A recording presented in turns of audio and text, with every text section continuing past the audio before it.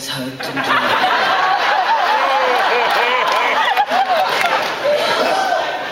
Oh. Oh my goodness.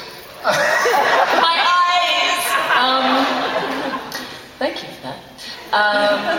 They came and asked us, didn't they? At one point they were sort of strategizing about what would be the funniest, the greatest comedic impact, which would be the funniest combinations and how we should swap through and through whom. And Ian Watson was directing it, so he came and asked us for some suggestions, which is a miracle because normally the actors aren't included in the process.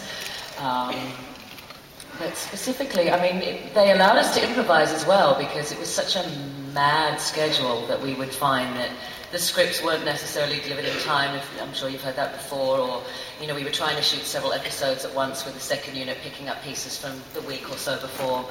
So sometimes we would just be left in a set knowing that we needed to complete the day and... Oh, I suddenly got louder. So we made up a couple of things, and we knew actually that it was going to get very confusing if we didn't have the prop that they ended up making, which had the photo of us. So they created that as a plot point that Crichton decided to create photos.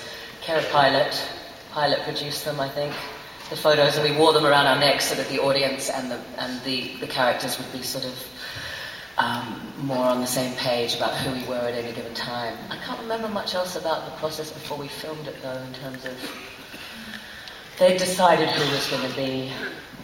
Yeah, no, the producers, although they did have us record dialogue for everyone else playing our roles, whether anybody actually listened or not, I don't know. I was, for the most part, most of my dialogue was Rigel, so I got to go to sleep at night listening to Jonathan Hardy in my ear.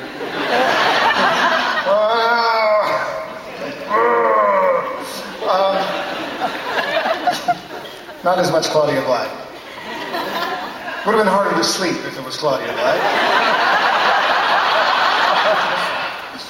But I do remember we had to come up with that line.